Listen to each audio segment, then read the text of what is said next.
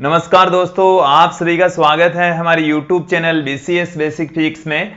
आज के इस वीडियो में दोस्तों हम कक्षा 11 का टॉपिक संघट या टक्कर लेकर चल रहे हैं। एनसीईआरटी की जो पाठ्य पुस्तक है उसके अकॉर्डिंग जो 6 चैप्टर है उसमें से हमने एक टॉपिक यहाँ पर आज लिया है।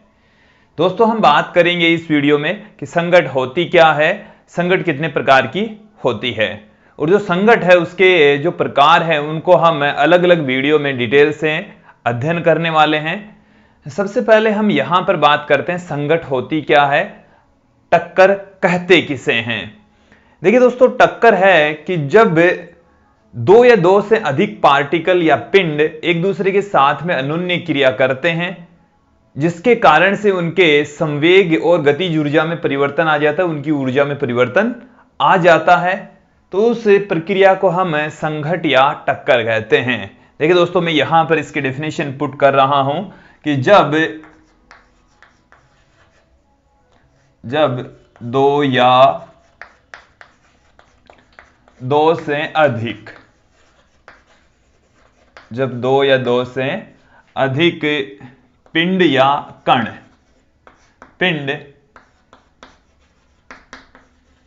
एक दूसरे के साथ अनोन्य क्रिया करते हैं,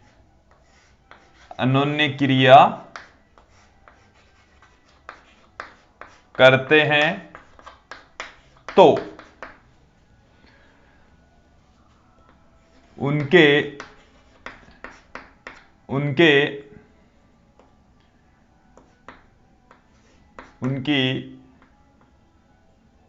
उनके संवेग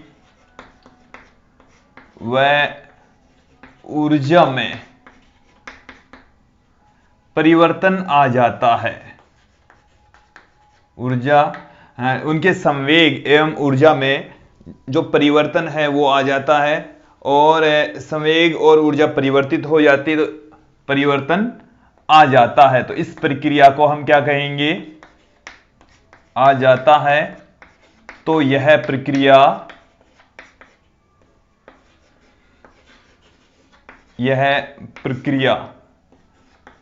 टक्कर या संघट कहलाती है। टक्कर या संघट कहलाती है। देखिए दोस्तों, हम वर्ड जो अनोन्य क्रिया है इसकी बात करते हैं। इस अनोन्य क्रिया का मतलब क्या होता है। देखिए दोस्तों, जब दो पिंड एक दूसरे के संपर्क में आते हैं तो उनके बीच में आकर्षण या प्रतिकर्षण बल लगता है। उन दोनों का जो स्वरूप होता है उसको हम कहते हैं इंटरेक्शन। यह अट्रैक्शन और रिपल्सन दोनों से मिलकर बना हुआ है अनोन्य क्रिया। और जब अनोन्य क्रिया होती है, बल लगते हैं, तो बल लगने के कारण से जो पार्टिकल्स हैं उनके मध्य ऊर्जा का स्थानांतरण हो जाता है, साथ में उनकी जो गतिज ऊर्जा या जो संवेग है उसमें भी बदलाव आ जाता है। तो अनोन्य क्रिया यदि पार्टिकल्स के बीच में होती है तो वहां पर संवेग बदल जाएगा, ऊर्जा बदल जाएगी, और उस प्रोसेस को ही हम टक्कर या संघट कहेंगे। म्यूचुअल इंडक्शन होता है और उसको हम अनोन्य क्रिया यहां पर कह रहे हैं दोस्तों। तो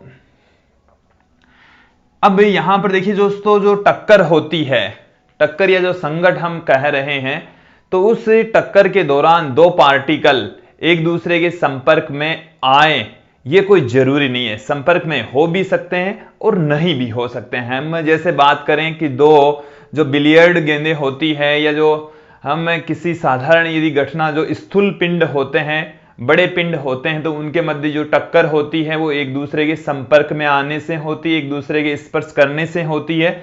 जबकि अति सूक्ष्म जो आवेशित कण होते हैं उनके मध्य जो टक्कर होती है वो बिना स्पर्श किए हुए ही हो जाती है। जैसे रदरफोर्ड का जो अल्फा प्रकीर्णन प्रयोग होता है, उस रदरफोर्ड के अल्फा प्रकीर्णन प्रयोग में अल्फा पार्टिकल्स को हमने नाभिक पर अटैक करवाया, आक्रमण करवाया, तो जो अल्फा पार्टिकल है नाभिक से बिना टकराए हुए ही प्रकीर्णित हो जाते हैं, बट वहां पर हम अल्फा कणों की टक्कर ही मानते हैं दोस्तों। तो टक्कर के दौरान पार्टिकल्स एक दूसरे के संपर्क में आए जरूरी नहीं है, हो भी सकते हैं, एक दूसरे के स्पर्श भी कर सकते हैं और नहीं भी कर सकते हैं। तो दोस्तों अगला जो बिंदु है वो क्या है कि टक्कर के दौरान टक्कर के दौरान कण एक दूसरे के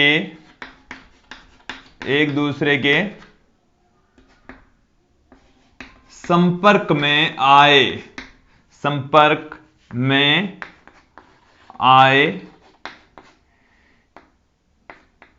यह आवश्यक नहीं है दोस्तों।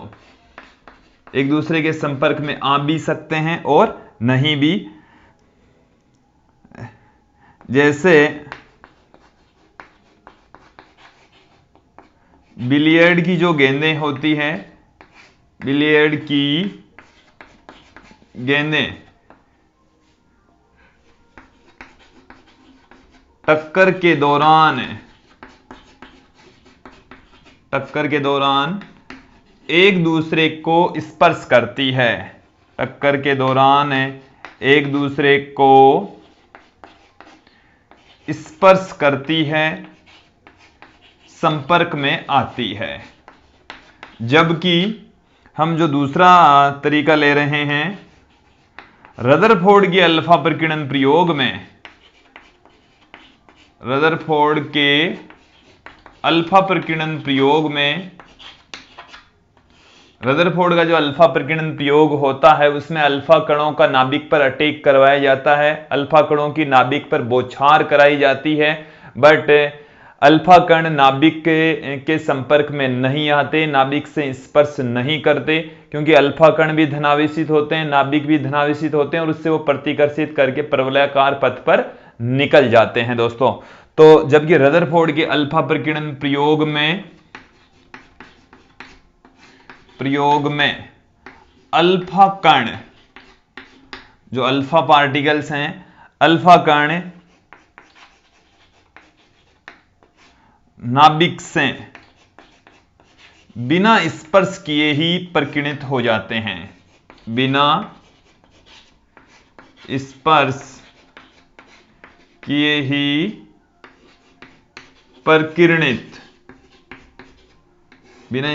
ही प्रकीर्णित हो जाते हैं दोस्तों। तो ये वाला जो सेंटेंस है कि यदि किसी टक्कर के दौरान पार्टिकल्स एक दूसरे के संपर्क में हो भी सकते हैं और नहीं भी हो सकते हैं, तो बिलियर्ड की गेंदों में दोनों पार्टिकल मतलब दोनों गेंद एक दूसरे के स्पर्श करती है, संपर्क में होती है। जबकि रदरफोर्ड के जो अल्फा प्रकीर्णन प्रयोग है उसमें दोनों जो पार्टिकल्स हैं वो एक दूसरे के संपर्क में नहीं आते हैं दोस्तों। तो ये कोई जरूरी नहीं है कि दोनों पार्टिकल एक दूसरे के संपर्क में आए ही।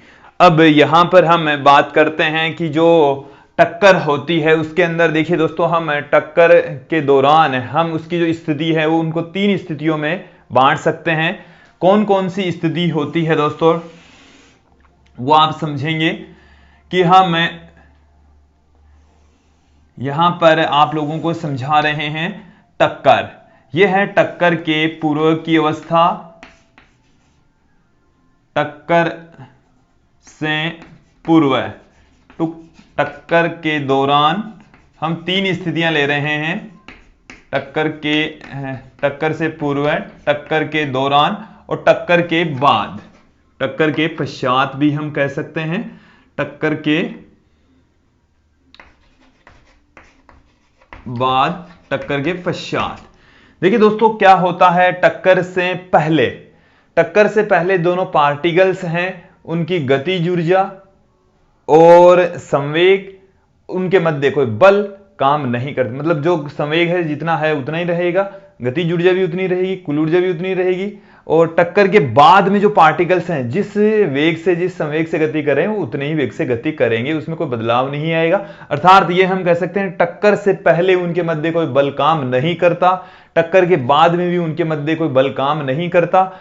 टक्कर के दौरान एक उच्च मान का बल अल्प समय के लिए लगता है। तो देखिए दोस्तों, यदि हम बल की बात करें कि इधर हम बल ले लें और ये समय के साथ में जब टक्कर होती है तो एक बल इस तरीके से काम करता है दोस्तों।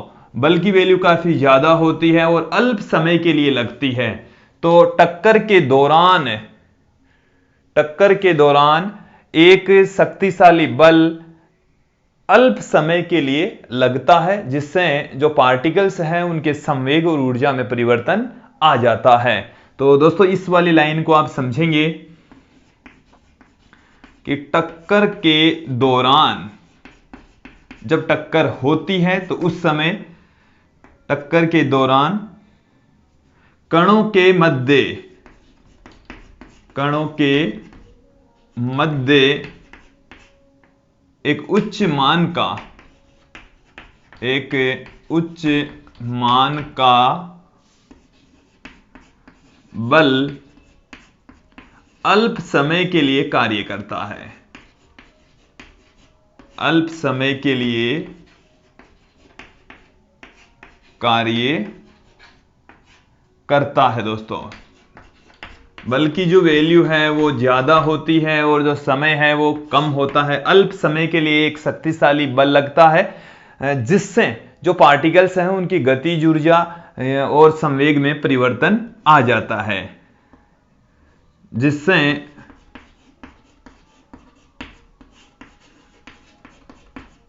कणों की ऊर्जा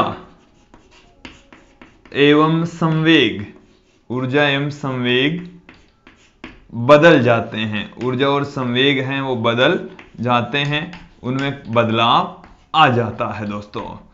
तो हम टक्कर की जो स्थिति है उसको हमने 3 भागों में डिवाइड कर दिया है। टक्कर से पहले की स्थिति, टक्कर के दौरान और टक्कर के बाद की। यदि मैं 2 पार्टिकल्स को यहां पर आप लोगों को दिखाऊं तो जैसे ये 2 पार्टिकल्स हैं और ये इधर गति कर रहे हैं और टक्कर के दौरान ये एक दूसरे के संपर्क में होंगे, फिर टक्कर के पश्चात ये फिर से एक दूसरे से दूर होंगे।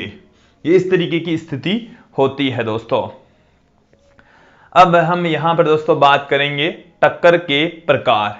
देखिए दोस्तों, टक्कर के दौरान जो संपूर्ण जो टक्कर होती है उस संपूर्ण टक्करों में जो रेखीय संवेग होता है दोस्तों वो संरक्षित रहता है। इसके अलावा कुल ऊर्जा संरक्षित रहती है, जबकि कुछ ऐसी टक्करें होगी जिसमें गतिज ऊर्जा भी संरक्षित रहती है और कुछ में गतिज ऊर्जा संरक्षित नहीं रहेगी। और गतिज ऊर्जा के संरक्षण के आधार पर हम टक्करों को अलग भागों में 3 भागों में डिवाइड करेंगे और जो पार्टिकल्स हैं उनकी गति के आधार पर, विमा के आधार पर गति को हम 2 भागों में टक्कर को हम 2 भागों में डिवाइड करेंगे। तो सर्वप्रथम मैं आपको एक महत्वपूर्ण बात यहां पर बता रहा हूं दोस्तों। जो महत्वपूर्ण बात है कि टक्कर के दौरान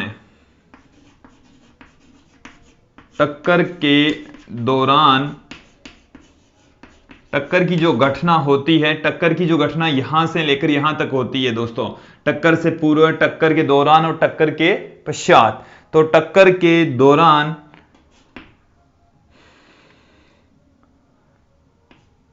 संवेग एवं कुल ऊर्जा सदैव संरक्षित रहती है दोस्तों। संवेग एवं कुल ऊर्जा सदैव संरक्षित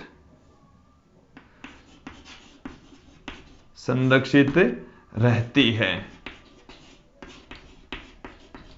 कि टक्कर के दौरान संवेग और कुल ऊर्जा है वो परिवर्तित नहीं होती, संरक्षित रहती है।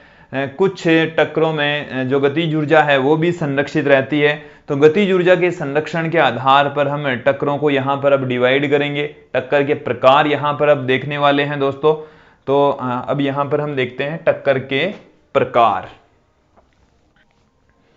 अब यहां पर हम गतिज ऊर्जा संरक्षण के आधार पर टक्कर को विभाजित करेंगे दोस्तों। कुछ ऐसी टक्कर होती है जिसमें गतिज ऊर्जा संरक्षित रहती है और कुछ ऐसे भी टक्कर्स होगी जिसके अंदर गतिज ऊर्जा संरक्षित नहीं रहती दोस्तों।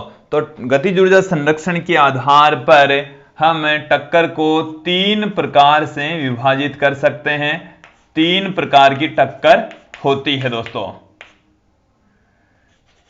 3 प्रकार की होती है। कौन कौन सी है वो अब यहां पर आप देखेंगे। पहला जो टक्कर का प्रकार है वो है पूर्णतः प्रत्यास्थ टक्कर।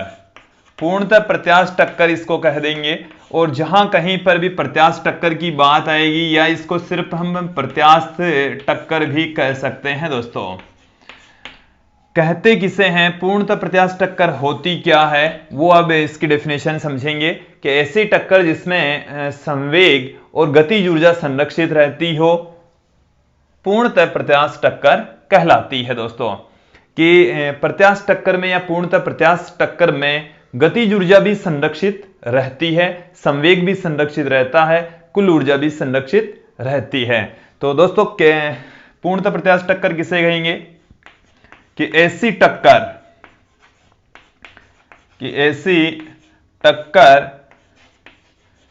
जिसमें संवेग एवं गतिज ऊर्जा संरक्षित रहते हो पूर्णतः प्रत्यास्थ टक्कर कहलाती है। पूर्णतः प्रत्यास्थ टक्कर कहलाती है दोस्तों। अब ऐसी टक्कर हो सकती है क्या जिसमें गतिज ऊर्जा में परिवर्तन बिल्कुल नहीं हो, गतिज ऊर्जा भी संरक्षित रहे, तो क्या ऐसी टक्कर पॉसिबल है दोस्तों? बिल्कुल पॉसिबल है। जो गैस के पार्टिकल्स होते हैं उनकी टक्कर को हम पूर्णतः प्रत्यास्थ टक्कर मानकर चलते हैं। इसके साथ में जो अति सूक्ष्म पार्टिकल्स होते हैं, जैसे हम परमाणुओं की टक्कर को या नाभिक के अंदर मौजूद जो पार्टिकल या नाभिकों की जो टक्कर होती है, उनको हम पूर्णतः प्रत्यास्थ टक्कर लेकर चलते हैं दोस्तों। तो यदि हम यहां पर बात करें पूर्णतः प्रत्यास्थ टक्कर के कुछ एग्जाम्पल्स की, तो आप यहां पर देखेंगे हमारे पास में जो पहला एग्जाम्पल है वो है गैस के कणों के मध्य टक्कर। गैस के कणों के मध्य जो टक्कर होती है उसको हम पूर्णतः प्रत्यास्थ टक्कर कह सकते हैं। नाभिकीय कणों या परमाणुओं की टक्कर, परमाणुओं की जो टक्कर होती है उसको भी हम पूर्णतः प्रत्यास्थ टक्कर मान सकते हैं, पूर्णतः प्रत्यास्थ टक्कर लेकर चलते हैं दोस्तों। अब हमारे पास में जो गतिज ऊर्जा संरक्षण है उसके आधार पर जो टक्कर है उसका दूसरा जो प्रकार है दोस्तों वो है अप्रत्यास्थ टक्कर। जो हमारे पास में जो दूसरा प्रकार है, वैसे अप्रत्यास्थ के रूप में हम दो टक्कर देखेंगे, लेकिन पहला जो पार्ट है उसमें हम अप्रत्यास्थ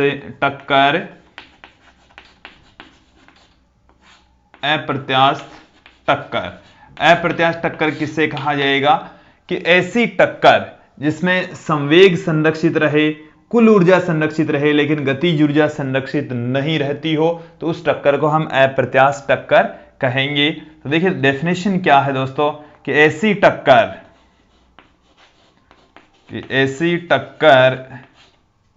जिसमें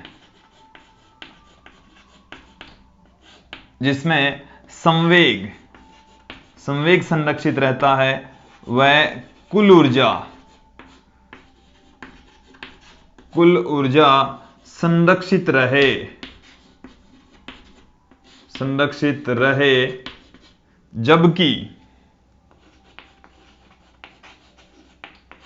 जबकि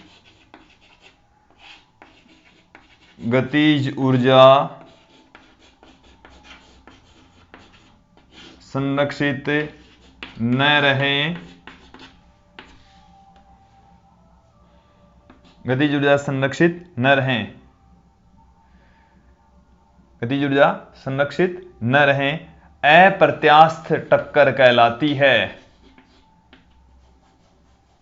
अप्रत्यास्थ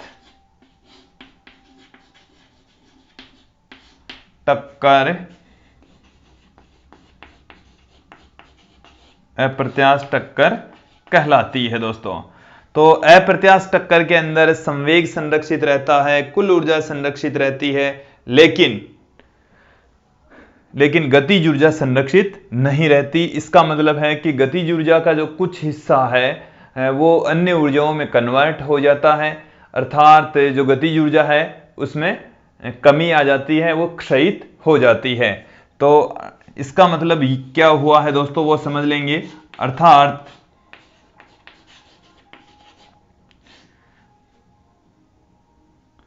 प्रारंभिक गतिज ऊर्जा क्षयित हो जाती है। जो प्रारंभिक गतिज ऊर्जा होती है, प्रारंभिक गतिज ऊर्जा, प्रारंभिक गतिज ऊर्जा क्षयित हो जाती है, क्षयित हो जाती है। जैसे वो ध्वनि ऊर्जा में कन्वर्ट हो सकती है, प्रकाश ऊर्जा में कन्वर्ट हो सकती है, स्थितिज ऊर्जा में भी वो कन्वर्ट हो सकती है। तो जो उसका कुछ हिस्सा है वो किसमें क्षयित हो जाता है, अन्य ऊर्जाओं में कन्वर्ट हो जाता है। कुछ हिस्सा ही जाएगा, अल्प उसका हिस्सा है वो दूसरी ऊर्जाओं में कन्वर्ट हो जाएगा, हालांकि जो कुल ऊर्जा है वो संरक्षित रहती है दोस्तों। अब हमारे पास में जो टक्कर का तीसरा पार्ट है वो है पूर्णतः अप्रत्यास्थ टक्कर। पूर्णतः अप्रत्यास्थ टक्कर। देखिए दोस्तों, अप्रत्यास्थ टक्कर में हमने देख लिया था कि जो टक्कर होती है उसमें संवेग और कुल ऊर्जा तो संरक्षित रहती है, लेकिन गतिज ऊर्जा संरक्षित नहीं रहती। अप्रत्यास्थ टक्कर में भी ऐसा ही है, पूर्णतः अप्रत्यास्थ टक्कर में भी ऐसा ही है। कुल ऊर्जा तथा संवेग तो संरक्षित रहता है, गतिज ऊर्जा संरक्षित नहीं रहती। इसके साथ में इसमें टक्कर के पश्चात दोनों जो पार्टिकल्स हैं उनका वेग समान होता है, या दोनों पार्टिकल्स एक दूसरे से चिपक जाते हैं, तो उस टक्कर को हम पूर्णतः अप्रत्यास्थ टक्कर कहेंगे। तो एक बार सुन लेंगे, समझ लेंगे फिर से कि ऐसी टक्कर, ऐसी टक्कर जिसमें संवेग एवं कुल ऊर्जा संरक्षित रहे। संवेग और कुल ऊर्जा है वो तो दोस्तों संरक्षित है, तथा गतिज ऊर्जा संरक्षित ना रहे, गतिज ऊर्जा है वो संरक्षित नहीं रहेगी, संरक्षित न रहे। वह टक्कर के पश्चात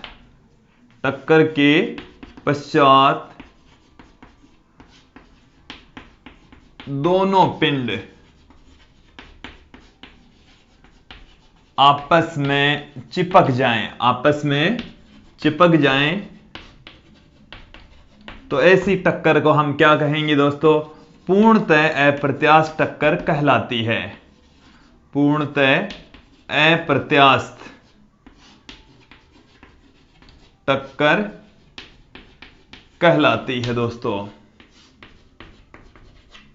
पूर्णतः अप्रत्यास्थ टक्कर कहलाती है। देखिए दोस्तों, ऐसी घटना कब हो सकती है, जैसे हमारे पास में ये कोई लकड़ी का गुटका है और यहाँ पर ये कोई बंदूक है, और यहाँ से यदि इसमें गोली जब दागी जाती है तो यहाँ से निकलने वाली जो गोली है इस लकड़ी के गुटके के अंदर यदि समाहित हो जाए और लकड़ी का गुटका और गोली दोनों का वेग समान होगा, तो यहाँ पर टक्कर से पूर्व या गोली दागने से पूर्व गोली तथा बंदूक का वेग शून्य था। फिर जब दाग दी गई तो यहाँ से गोली और गुटके का, हम यहाँ पर टक्कर देख रहे हैं गोली और गुटके के बीच में, तो टक्कर के बाद में जब इनकी टक्कर होती है तो गोली तथा गुटका एक समान वेग से गति करेंगे दोस्तों। तो ऐसी टक्कर को हम पूर्णतः अप्रत्यास्थ टक्कर कहेंगे कि किसी बंदूक से दागी गई गोली का गुटके के साथ में जो वेग होता है उसको हम इस घटना को हम पूर्णतः अप्रत्यास्थ टक्कर की श्रेणी में लेकर चलेंगे दोस्तों। उसके बाद में दोस्तों जो टक्कर है उसके पश्चात जो पार्टिकल्स हैं उनके विमा के आधार पर, वेग की जो विमा है, वेग की जो दिशा है, उसके आधार पर हम टक्कर को दो भागों में डिवाइड कर सकते हैं। एक विमीय टक्कर, सीधी टक्कर, प्रत्यक्ष टक्कर। दूसरा जो प्रकार है वो है तिर्यक टक्कर या द्विविमीय टक्कर। देखिए दोस्तों, समझेंगे। टक्कर के पश्चात कणों की गति के आधार पर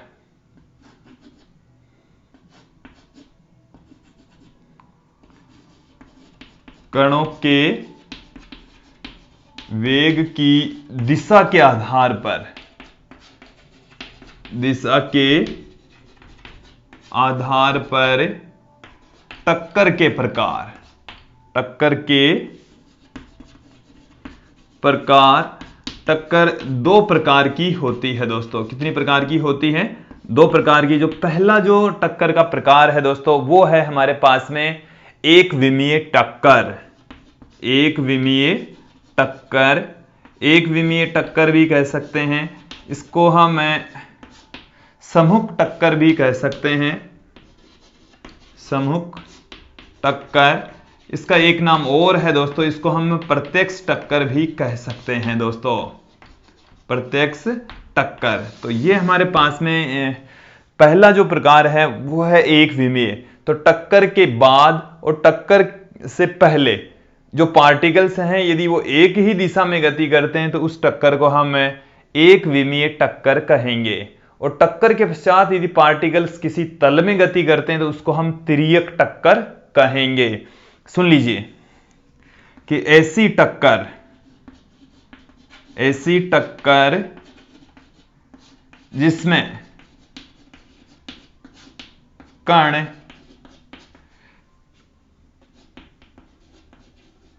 टक्कर से पूर्व,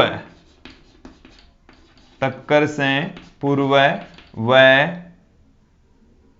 पश्चात एक ही दिशा में गति करें, एक ही दिशा में गति करें तो उस टक्कर को दोस्तों हम एक विमीय टक्कर कहेंगे। दूसरा जो इसका प्रकार है वो है दोस्तों तिर्यक टक्कर, तिर्यक टक्कर, या हम कह सकते हैं इसको द्विविमीय टक्कर, द्विविमीय टक्कर। द्विविमीय टक्कर किसे कहते हैं समझ लेंगे। देखिए दोस्तों, यदि पार्टिकल्स टक्कर के पश्चात किसी तल में गति करते हैं तो उस टक्कर को हम क्या कहेंगे? द्विविमीय टक्कर। कि ऐसी टक्कर, ऐसी टक्कर जिसमें कण टक्कर के बाद, टक्कर के पश्चात, टक्कर के बाद या टक्कर के पश्चात एक तल में गति करें, एक तल में गति करें तो ऐसी टक्कर को हम द्विविमीय या तिर्यक टक्कर कहेंगे दोस्तों।